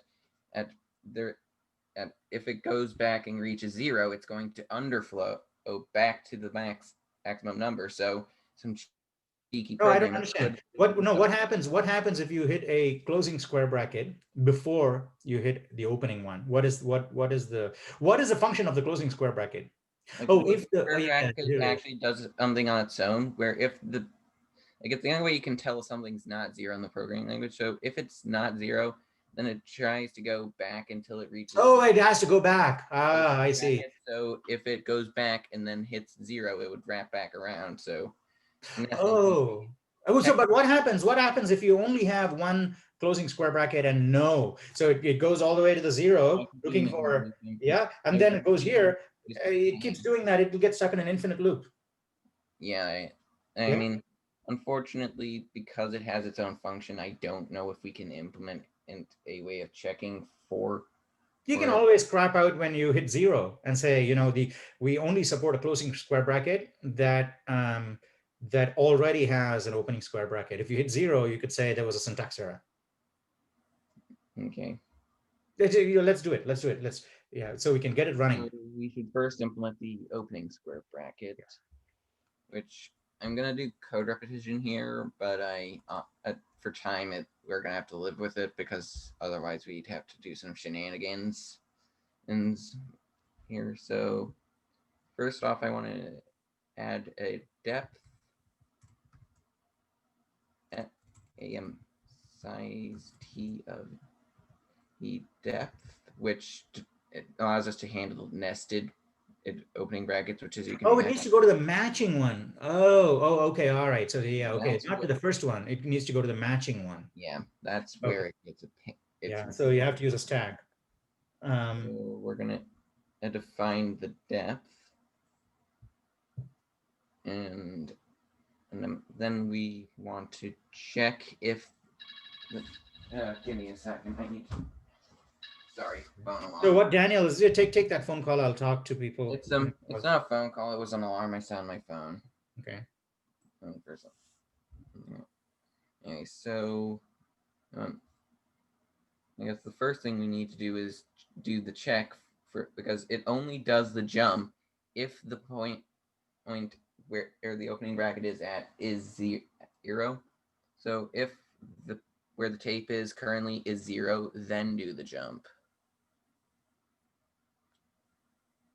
Otherwise, you're going to keep skipping that and going towards 0, hoping to find, but you have to decrement depth, right? And hoping to find the matching square bracket. So, like the specifications for each of the operands is on the right side of the screen, and like right here. Yeah, that's fine. I'm just mindful of the time, so I want to make sure we complete this. Okay, so yeah, it's 9:41. So we've got 15 minutes more. Do you think we can finish in 15 minutes, Daniel? I think so. Okay. Like most of the code is copy paste for the final instruction from this one. If not, let me know and I'll just wrap it up. And I'll code the rest and wrap it up quickly. Is equal to 0. Is not equal to 0. Then I'm gonna break. And that'll save us some parentheses and nesting because we're just checking if it's not 0, then just continue. Actually, no, I'm going to continue the loop, right? I think I want to use continue here. Do I want to use continue here? No, sorry. Here because If it's not equal to 0, no, you can't use it. There's no loop there, right? So you can't use a continue. So I think what you need to do, like the switch statement. Oh, I see. If position is not equal to 0, so I see, you go all the way back to that for loop and go to the next character. Yeah. Is that yeah, I mean, I guess the right thing to do? Because like break affects the switch statement, so I guess we should use break to break out the switch statement in case we want to do something. No. Oh, you want to break out of the switch statement and go? No, the continue will take you to the top of the for loop. That's fine. Yeah, I mean, I guess either would work, but break would work if say you need to put some debugging at the bottom of this for loop later. I'm trying to understand what you're doing there. If memory of position, as we're breaking out the switch statement, which means that if I say need to put some debugging code down here. No. What I mean is, what is the function of byte the 0, the instruction 0? Because memory of position 0, not the program. Sorry. Yeah. Okay. If the memory of if position equals 0, break. If the memory. What is that for? What is that for, by the way? Because once again, it's also the only conditional statement in the language. It only does the jump if the byte at the data point, if the memory at the position is 0. So I just break out of the switch statement if the memory at the position is not fulfill the condition. Oh, if the byte at the data pointer is 0, then instead of moving the instruction, jump forward to the command. Okay, this is basically, moving the instruction forward to the next command. Do you need curly brackets around the break for the if statement? You can do bracketless if statements in C++, so long as they're one line.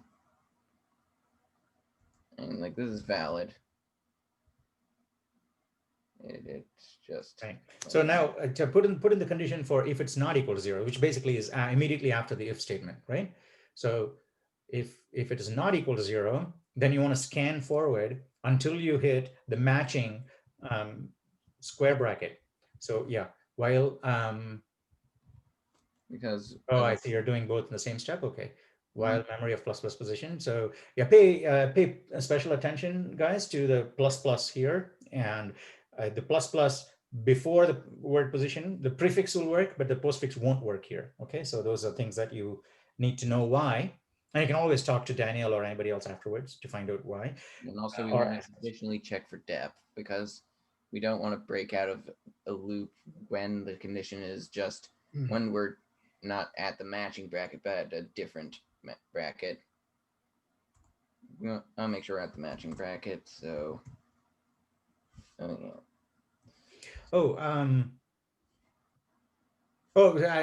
it enters, so at that position, position is not equal to 0. So if that position, position is 0. Yeah, you could technically go ahead, complete it. So we want to do 2 checks in this loop. We want to check if memory at position is equal to an opening bracket. We want to increment the depth.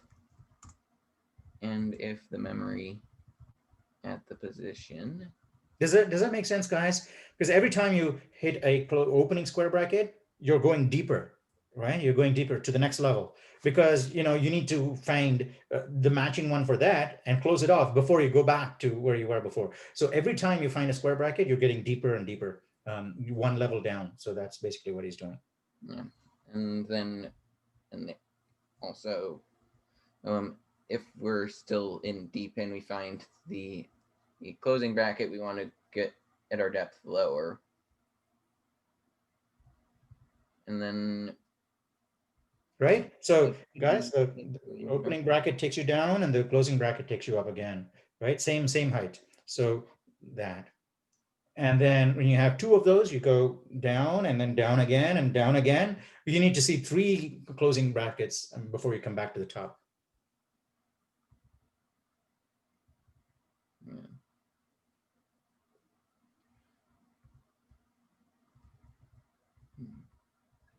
Something is going on. What's going on? I think there's some kind of syntax error here because it's making a complaint that that you can't jump from a switch case statement to a case late to this case. Oh, I see. Okay.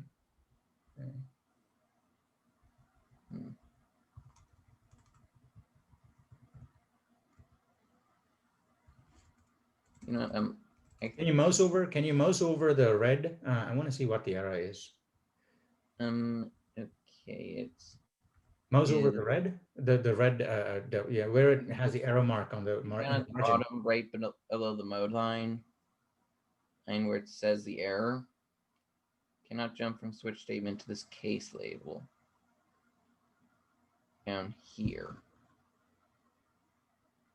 is where the error is, because this editor runs in text mode. Or I think that at whatever it is, it might just be a quirk in C++. So I'm just gonna. Oh yeah, you don't. Oh, I see. If there you go. And then we want to make sure it is equal to.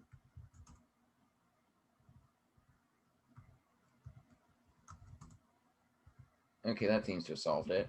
Mm-hmm. I don't know what that was. And so any questions on how this one works? Sorry. So are there any questions on this program so far? Everybody okay? Oh yeah, like Augie says. Augie pointed out that yeah, this is actually written slightly wrong. We should be checking the program's position. So I'm going to replace memory with position, not position. Sorry, prog. Reject syntax. What the heck, man? Okay. Sorry about that. Same alarm. Accidentally snoozed it. So I think that, yeah, we should actually be manipulating I and using the program. And yeah. Yeah, you're right, Augie. Sorry. I realized that was wrong. Okay, now it should be correct. So now we can just copy it and paste it.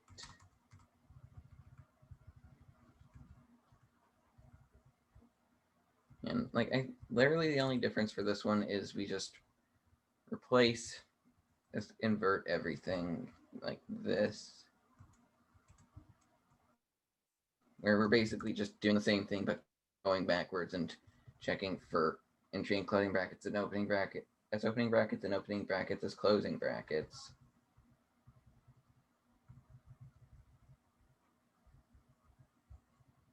And then, and if the memory of the position is not equal to 0.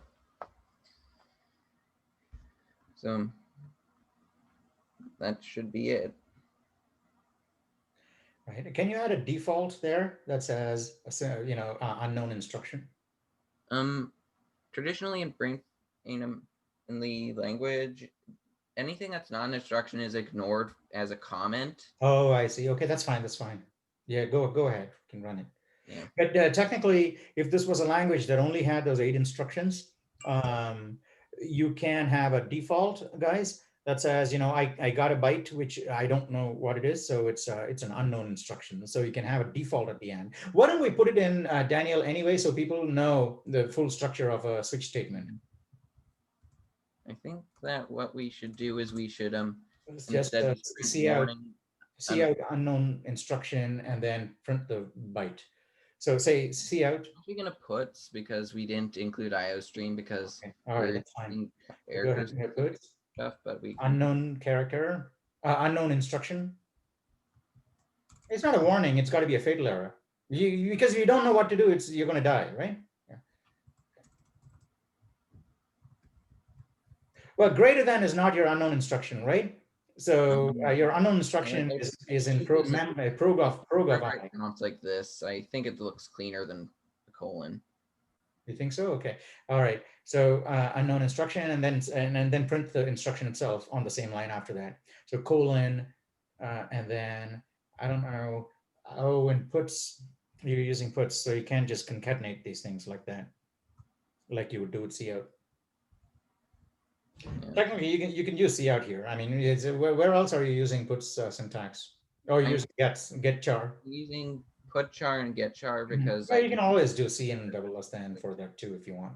But I don't think this will affect you if you used puts here, because this is the input stream. Actually, we should just use printf because that's also in. Fine. Go ahead. So printf. Just because it's just killing two birds with one stone by including the library. Yeah, that's fine. And I do believe it's a %C and E, right? Am I right? That's a %C in this case. Yeah, %C. Yes, %C. And prog at. Great. /n. Do you have a /n after the thing? I do not. Okay. All right. So it's good to go now. You can run it. Just compile it and run it. I don't think there are syntax errors. You should return. Or exit. Yeah. Because that's fine. So let's run it. Now this should print hello world. So you got a space somewhere. A space. In your program. In your program, you have a space. Up there. Oh, there it is. Where's your program? Where do you have a space? Program's right here. There's no space. I wonder if maybe it's prog.length -1. Oh yeah, you got less than or equal to. Yes. So you should just say less than and prog.length, not less than or equal to and then -1 here. This should compile. Well, I compiled even before. It just had a syntax error. Yeah. Oh, you're running it. Okay. That's pretty cool. So world in existence. that's a nice way. It's pretty awesome, and it's a nice little program that we started and finished in class thanks to Daniel. Can you make it so that it all fits in one page so it shows in the YouTube window? No, you don't have to do it now. Before you post it. Oh damn! I'm going to post this recording, right? Yeah. Never mind. It's okay. People can scroll up and down, rewind and forward if they want to see the whole thing. Yeah. Hey, on Reddit, you can post a line. I'll probably put it in some form of Git repository just because otherwise I don't want to flood everyone's screens with characters. No. That's what I'm saying, right? If you manage to get it under 50 lines, 50, right? Under 50 lines, you should just you put the code on Reddit and include a link if you want to replicate or something like that. You can additionally include a link for people who want to execute it. But when you post it on Reddit, try and condense it all up so people can see it right there. And if they want, they can click things. Right. But let's not spend time on the cosmetics of it now. You can do that later in your own time. But we should talk about the program now and see, it is a really cool program. It is instructive. It has a few interesting and useful features, plus, a concept that would be essential for your midterm. So you need to find out about switch statements, and what better way than to look at this product that Daniel has built, and then looking at the switch statement in the context of this product, right? So you're not trying to learn the switch statement, because if you try and learn the switch statement, like I said before, you're never going to learn it, right? But you say, I want to build this thing that Daniel did, and the switch statement helps me do that. How does it help me? Then you learn what the switch statement does. Yes? Okay, so that's really cool. So there's 3 subtleties with regard to the switch statement you should look into. Does it matter which order the case statements are? Does it matter where the default is? And does it matter if I don't have the break in there, right? So those are the 3 you should experiment and find out, okay? Experiment in your own time to find out the answers to all 3 questions. If I don't have the break, what happens? If I order the things differently, the case statements differently, what happens? Now, subtlety here, okay? sometimes nothing will happen, no change when you order the case statements differently. But order the statements differently and take out some of the break statements. Take out the break statements, and what happens then? So these are experiments you can do and find out. Okay. Break, continue, and not having anything. More than happy to. What time is it now? Right. Yeah, it's 56. Let's carry on that discussion either in Reddit, or we can carry it on Thursday morning during class. We can have a class then. We can talk about it. And you can carry on a conversation in the open in Reddit, and Daniel will chime in. Right. When Daniel posts the code for this in Reddit, ask the question. Right. And then Daniel or someone will chime in and say, well, this is what happens. Better than that. Okay. Better, much, much better. Yeah. Don't say, all right, Augie. Right. Much better than that is to experiment and find out. Try it out. When in doubt, try it out. Right. So try it out. You don't have anything to lose. Open up an editor, open up an IDE, go in, create this, and then experiment. Right? You're not breaking anything. Take out the break statements and run it. See what happens. Now put in a few break statements and run it. What happens? Right? And then shuffle the order of the case statements. What happens? Shuffle the order and take out some break statements. What happens? So do all these things and try and figure out what happens. And I think that will be a great experience. Right? It'll take you an hour, I think, but it will be completely worthwhile. Yeah. Do you guys have any questions? This was a great demo. Thank you very much, Daniel, for first of all coming up with the idea for this nice program to be demoed here. Even though at first I was apprehensive, but then after you said it was just 3 bits, it seemed like you were doing exactly the right thing. So thank you for that. Does anybody have any questions about this that you'd like to talk about before, before you talk on Reddit and other places? Do you have any questions? Do you know? Can you see how it works? And it's really cool because the way it prints "Hello World" is you don't even see "Hello World" in that program string, but it still prints it. Where's your program string? Do you actually have "Hello World" hard coded in there? No, it's there in this. So no, he's manufacturing. Yeah, no, it's entirely printing the ASCII values. Yeah. So he's manufacturing the ASCII values of HELLO by incrementing these counters. Start at 0. H. What is H? 65 plus 8. So 73. I think it's 73. Okay. So he's starting at 0 and incrementing that in a loop until it hits 73. And when it's 73, he prints it out and you get an H. All right. So this is what is called an obfuscated C program, right? There used to be a contest called obfuscated programming contest, where people would submit programs like this. Hard to see what's going on, but you run it and you see magic happening in front of your eyes. And so this falls in that category. Nice little program. Thank you for sharing it, right? Thank you for being bold enough to come up here and share it and field questions, explain concepts to students and fellow classmates. So this was a great experience. And thank you for, giving me a break, and more of you should do that, right? So as soon as I start talking, that's when your clock starts ticking. And you can say, now I'm able to, as soon as I start talking, that's when you can say, the open floor. I can interrupt him. Okay, so you should take this screen like Daniel did and start talking. Okay, so very nice demo. Thank you so much, Daniel. I think we're at the end of time today, are we? Yeah. Yep. Yeah, and time look at the timing. It's perfect, right? Everything fits nicely in class. Yeah. Also, okay. Just to anybody else? I'll just leave this some comment here that just. Yeah. Well, yeah. What you can do is when you post it, I'd like someone else to take Daniel's program. Someone please volunteer, right? You don't have to do it now, but I would very much like someone to take more than one person if possible, right? Take this program, convert the switch statement into an if then else block. Okay. So convert that. It should be exactly the same program. Do exactly the same thing, right? No difference. To an external onlooker, no difference. But inside, one of them uses a switch statement, and another one uses if then else.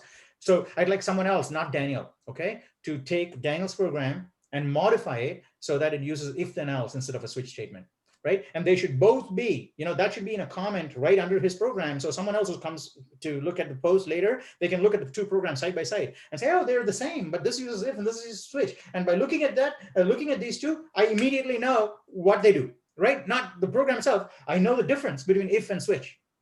So, so can someone take it upon themselves to do this later on today? Yeah. I know you're having a lot of midterms. This is week 5 and week 6. You have a lot of midterms, but still, I don't think that this should take a great deal of your time. Plus, this is preparation, right? You can think of that as preparation for your midterm. If you do this, you can be sure that if you get a question about switch statements or if then else in the midterm, you can answer with your eyes closed, and you'll probably get it right. Yes. So someone please do that. I would appreciate that. Thank you so much, Daniel. And I think this classroom is actually kind of working out quite nicely. It's nice and bright, much brighter than there. And hopefully Peter's come and had his breakfast by now. And you know, I got a comfortable seat here too, so we can just. And my iPad is right here. Also, I have another thing that I'd like to request. So I remember someone, I think it was Augie earlier in class, suggested having it read from a file. I guess Yeah. another challenge would be Don't worry. making a version of the program, but that one that takes input from a file. Yeah, but yeah, don't worry about that. It's pretty straightforward. This is like one line, one or two lines. You add 1 or 2 lines at the top, and then you can read either from a file or from standard input. You can do all these, nice cosmetic tweaks to it later. But the core of the program is there, right? So most of the time, the core of the program is only this much, right? And then the core of a product, any beautiful product, right? It's only that much. And then 99% of it is basically stuff that is added on to it in order to make it work, or in order to make it pleasant, and this cosmetics. But this is it. This is really the core, yeah, of the program. Very nice. Good job, Daniel. Thank you. Thank you. All right. I think what time? How many of you are still here? My gosh, most of you are still here. Okay, but that's it, right? You got to go to your next class now. All right. Thank you. And I think it's math for most of you. So go ahead. And if you have any questions, feel free to ask me or Daniel or in the forums or Slack. I can't believe how much help you guys have, or in the STEM Center. I'm pretty sure, Lane is going to be there today too. Friday. Does it have timing on Friday? Is the STEM Center open on Friday? No, maybe not Friday.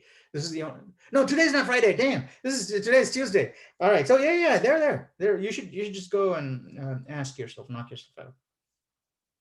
All right, it was great. Things really worked out nicely. I only wish we had more of these classes. More lectures per week for CS2A, 2B, 2C, and all. I really love these classes.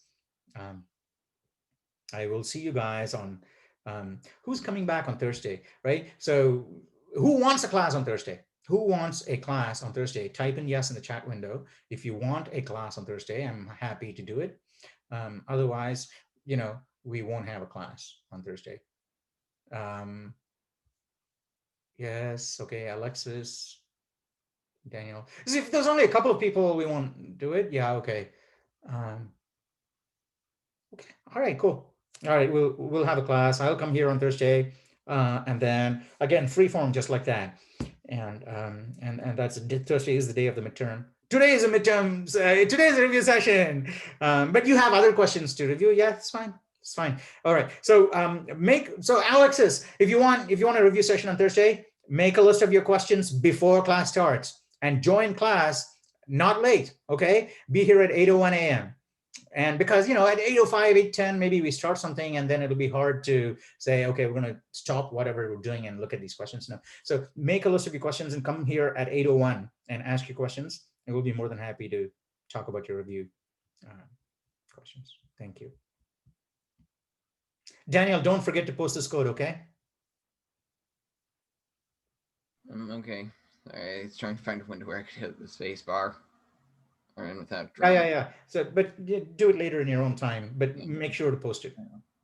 All right, thanks, guys. I think I have to go and take care of something now. Okay. All right. Bye. Yes. Yeah. It's hard for me to let you go too, but we have to do it.